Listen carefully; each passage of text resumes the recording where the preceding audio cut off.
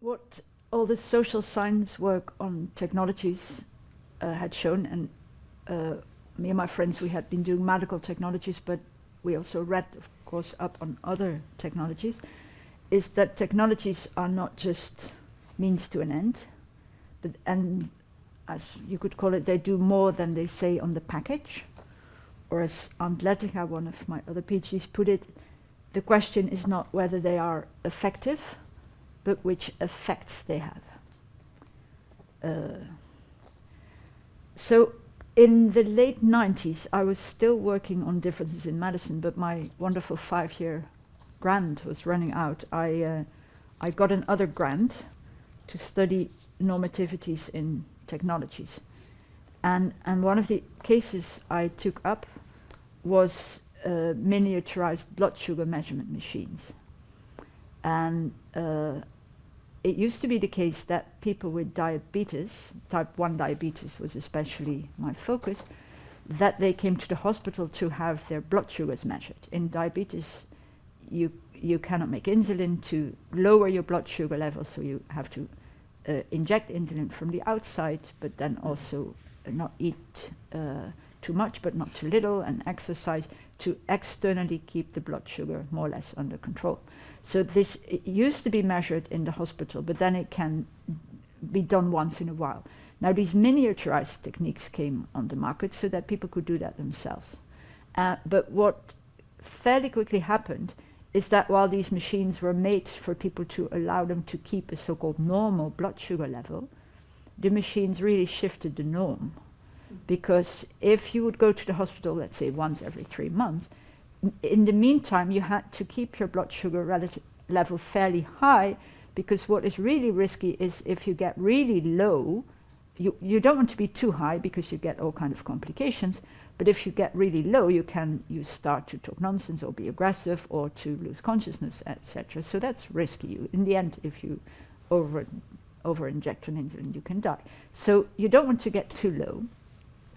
But if you can measure yourself every few hours, you can take a lot more risk in going lower than if you get measured every month. So the machine introduced to keep the normal had changed the norm. Now, this was a good case of something that at the same time happens in different ways all the time. So I published that in Dutch. I mean, this was another thing I did in Dutch in the 90s still, in this book that I edited again with Mark Berg, with whom I had edited Differences in Medicine. It's called Ingebouwde Normen, built-in norms. And then the subtitle is Medische Technieken doorgelicht. And doorlichten is what you do in an X-ray. So look through medical technologies. That had all kind of other cases. I later published that article also in English, so that was another way of doing things, to first publish in Dutch and then translate. Now, one of the things that we thereby started to foreground is the process of using these technologies. In the body multiple, in the work on atherosclerosis, what stood out was the object. What is the body, or what is woman, or what is a disease made to be? But now I started to wonder more and more about how things are being done from one moment to the other. What is the process of healthcare? And the idea of the hope for the increase in rationality in healthcare was that a process could be mapped as a decision tree. Now, in a decision tree, the fantasy is that time goes in a linear way, and that you have these nice bifurcation point, and in a bifurcation point you can go either one way or the other, and holy ho, you can make a decision. And one of the professors of internal medicine in Hospital Z, I was still hanging around in the hospital I call Hospital Z.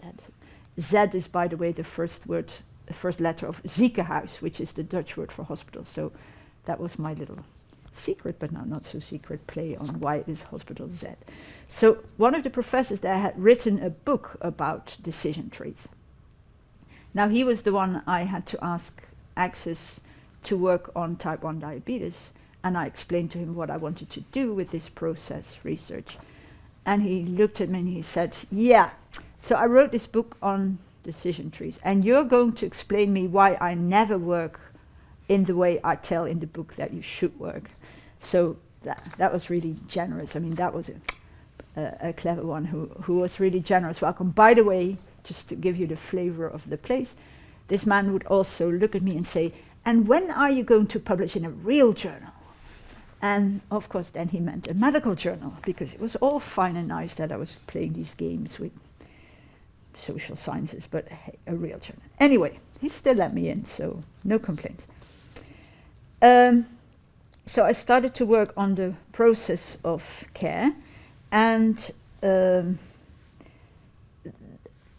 that gradually led to a book that in English is The Logic of Care. I'll go there a bit foldedly, but that first I wrote in Dutch, De Logica van het Zorgen. And that working on that book was made possible by a further grant. I got hooked on writing grant applications, partly because the jobs were few and far between, and they would have asked me to spend a lot of institutional work. And I thought, if I want to be an international academic, write in English, and have 2 children, I can't do it all. I cannot also try to rise in the hierarchy of the academia, where a lot of my energy will be taken to the kind of institutional work. I just can't do it all. I have limited energy. Well, I also don't have all that much energy, so I have to concentrate. So I went for postdoc grants. So the grant that allowed for the writing for the work on this book was actually, ironically, a grant that was meant to improve possibilities for patient choice. So we're now talking early 2000, and everybody in the Netherlands was all in favor of patient choice. And interestingly, in the left, more or less the left, they thought, yeah, patient choice, because then patients are not bossed around by doctors. And we had this large Christian Democrat constitution. They said, yeah, people have to take responsibility for their own life. And then there were the liberal rights, and they thought, yeah, market. Healthcare has to become a market. People have to make consumer choices. Now, of course, you heard me talk for a bit. If I see that kind of consensus, my gut feeling is, nah, can't be right. So somebody has to say something to doubt this, to see what is the limit of this choice. But the grant was to improve possibilities for patient choice. So I had to play this carefully, and I wrote a proposal that I said I would show the Janus face, the double-edgedness of patient choice. Yes, it has these great advantages, but maybe there are some questions to ask. That was not totally fair, because I had started to doubt choice before. I just told you I was living on grants, but at the same time, since, was it 96, I had a one-day, I was a professor, because I had a 1 day a week honorary professorship. And this was a professorship as a so-called Socrates professor, and that was supported, well, not paid, but supported by the humanist organization in the Netherlands. Now, the Netherlands is known as a pillarized country, because the Catholics in the south live together with various denominations of Protestants in the north. But in the 50s, the rising, secularizing humanists had said, well, we want the same rights, we want to be another pillar. And this had expressed in all kind of ways. And one of the ways they expressed that is in terms of having special chairs in universities. State-paid universities are not religious, but religious groups could ask for a special chair. So you would have a Catholic chair, one kind of Protestant, another kind of Protestant chair. So the humanists said, we want a chair too. They had won that. So there were because that was the way to accommodate differences. The Netherlands is all about differences, so that my work is about differences is no doubt also tied to that. So anyway, there was this humanist chair. I had the humanist chair in the University of Twente in the philosophy department as a political theorist, as a political philosopher, which suited me fine because I was working on politics in technology, normativity and politics in technology. What is exactly political we could talk about. So anyway, when I had to do an inaugural, I thought, okay, how do I both challenge the technologist and the humanist? Because, hey, I'm not going to be just, how to say that? All along, as you can hear, I went with this motto from the student movement days that doing academic work was struggle in theory. So this Althusserian idea that you can have struggle in theory, that had become totally part of what I was fighting. So what was the interesting, but then again, trying to fight in an elegant or in a Tai Chi type of way. So the humanists in my eyes said they were secularists, but with my Catholic upbringing, I was no longer a practicing Catholic, but I had this Catholic history. I thought that the humanists said they were humanists, but they were Protestants in disguise. So I would joke that there was another humanist with former Catholic, and we were going to bring some Catholicism into the humanist movement. So my inaugural had been called Wat is kiezen? What is it to choose?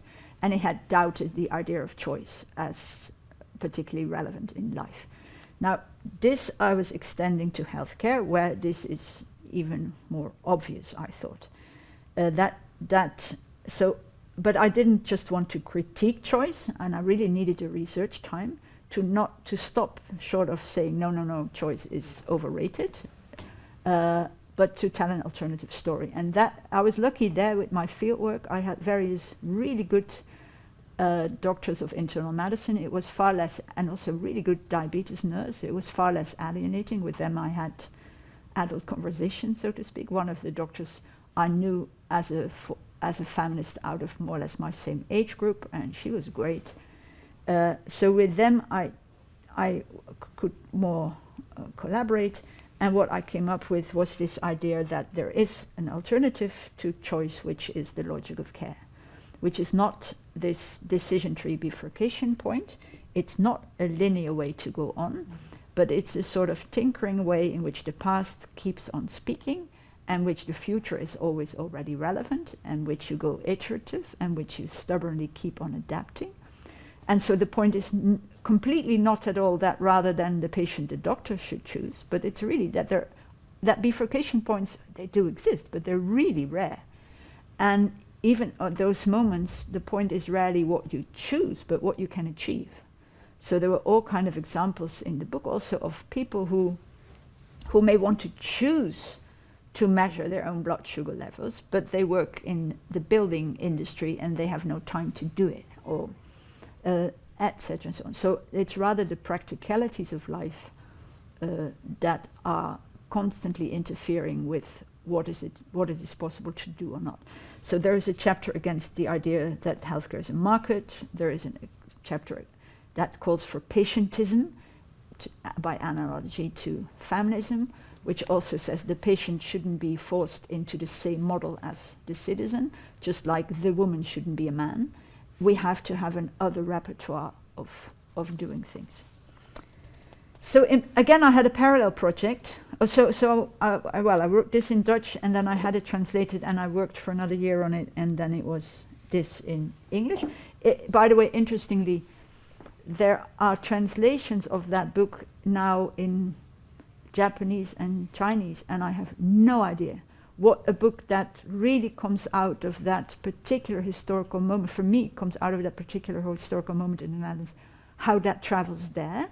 But my friends there who translated and they say it's useful in their setting, but I would be really curious to follow it through, but one can't do it all. In parallel, again, there was the edited book, this time Care in Practice, that I did with Ingrid Moser from Oslo and Jeanette Pols another former PhD of me by that time. Jeanette Pols had studied care, different modes of care in long-term psychiatry while I was working on care. So we had constant, really good conversations on care. Now, in this book, with a lot of our further friends and colleagues, what we try to do is really move out of the 20th century catch, where care is warm and nice and pre-modern and female and a whole lot of it, while technology is cold and rational and hard and all that. And we wanted to shift that, not to say that being nice is more important than it has taken to be, but to say that technologies are not rational to begin with. It's the same pattern as all over. This whole dream of rationalism and technology is to be broken here again. It's part of this whole struggle. So, in different ways, we tell that story, and that is also again feeds into the story of the limit of accounting systems in healthcare. So, accounting in healthcare can be good in some situations, but earlier I had pointed to the risk that you reinforce one version of a disease if that's the parameter you account. And now this also became visible in other type of care practices, where if you start to optimize one parameter, that comes at the cost of other things. I was doing fieldwork in a nursing home. If you optimize the parameter, people eat breakfast together. If that would be what you get you're accountable for, then you make the morning ritual of showering worse because you have no more time to do that quietly. And some people, so you improve in one ground and you improve in the other. So what really this started to be is doubting yet in another way accounting. Ingrid Moser herself has a really wonderful text in there about that she called "Tears cannot be counted, but they can be wiped away." So that maybe in those care practices, really other type of evaluations are needed. At the same time, my children were growing up, and just asked to have this aside of personal life. The work was very personal for me, but have this other life, the parallel life, a bit. What we did with them, their father and I would have quite different lives by the time, and each our own friends, but we would go on long family holidays. And my fieldwork was all the time in the Netherlands, but the family holidays were everywhere, so to speak, everywhere. But we really spent our money on that, so we went to Costa Rica, to Vietnam, to Brazil, to Namibia, to Ghana. Well, I won't make the whole list, but and when I would be there, I would always read about the country, history, anthropology, whatever I could find, or novels, and really trying to remedy the provincial education by learning about the rest of the world. And that was also really helpful in reading anthropology, because I started to read more anthropology, and later also supervising or teaching students, because at least I would know where Kumasi was, so to speak. I would never pretend to know more, but to have some idea. So that wasn't, I mean, you can say all kind of bad things about the tourism implied, and that was sometimes good things too, because it offered incomes to people. So there's that whole problem, there's the CO2 problem, etc., and so on. But to leave that unpacked for now, for me that was, and I was far too tired often, so I never got rest, so that wasn't very good for me either. But I learned a lot, and it was also great fun as a family, so that was really formative. That's it for this round.